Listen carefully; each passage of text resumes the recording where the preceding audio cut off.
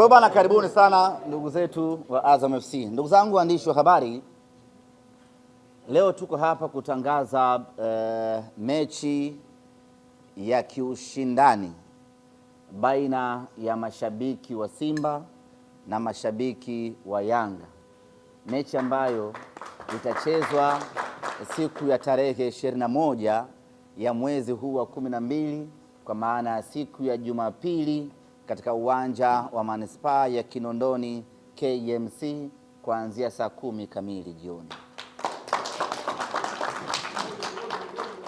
Kwa kipindi hiki ambapo vilabu vyetu vipo kwenye mapumziko na baadhi ya wachezaji wetu wapo kwenye majukumu ya timu zao za taifa, tukasema pasipite hivi hivi na watu wasikae hivi hivi.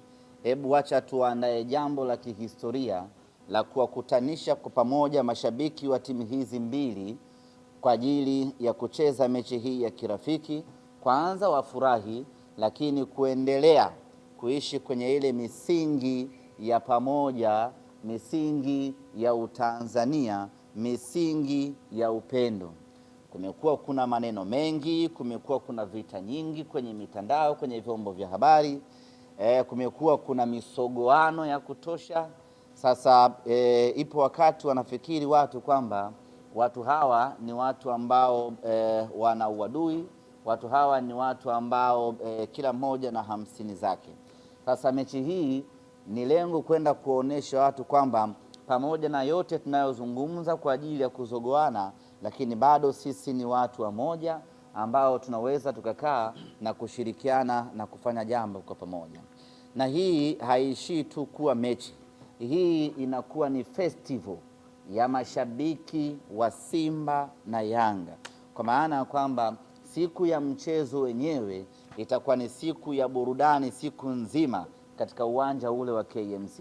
Kutakuwa kuna burudani za mziki na tunafanya mipango hapa tupate wasanii kwa ajili ya kuja kutuburudisha siku hiyo, yaani wana Simba pamoja na wana Yanga wafurahie kwa pamoja tunu hii ya sisi kuwa mashabiki wa timu hizi mbili kubwa. Lakini yote yatafanyika, tutakwenda kumalizia ama tutakwenda kumaliza ubishi kiwanjani pale kwa kucheza mechi ya kiushindani. Tunasema mechi ya kiushindani kwa sababu kiuhalisia kwenye mpira sisi hatuna urafiki. Sisi kila mechi kwetu ni mechi.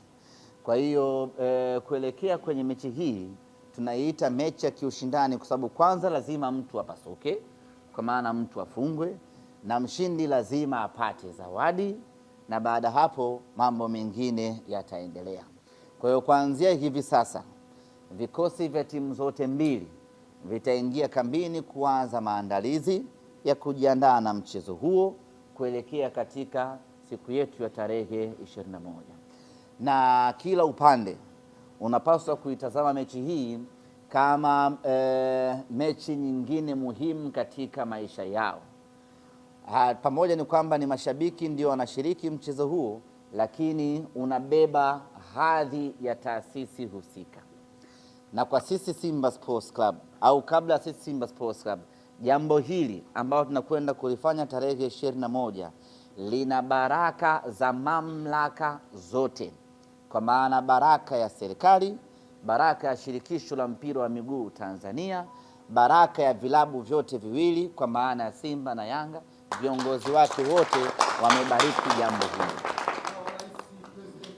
Kwa hiyo sio jambo la kawaida hata kidogo, ni jambo ambalo linabeba taswira ya klabu husika.